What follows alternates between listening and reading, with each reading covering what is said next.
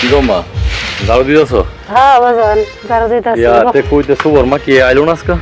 আইসেন না তো। কসে কারবার এখন তো আমার বন্ধু কিছু যাই ঝামেলা আছে।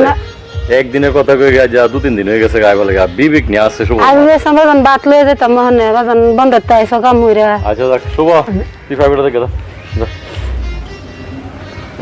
আম্মা একটা কথা কইতাম।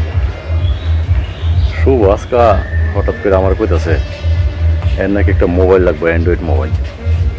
মোবাইল দেবো যে কি আর অনলাইনে ক্লাস করে মানে তুমি কৌছে হাতে তো লাইভ কাম টিয়া পয়সা না হাতের মধ্যে টিয়া পয়সা করতে ম্যানেজ করি ফুটটারে চিন্তা করছি দিলে হাফরা করা একটা কিছু বানায়াম যে আসলে গরিবের স্বপ্ন মানে বাস্তবায়ন করতে গিয়া কতটা কষ্ট দেওয়া এখন তো গরিবে জানে আর কি জানে না।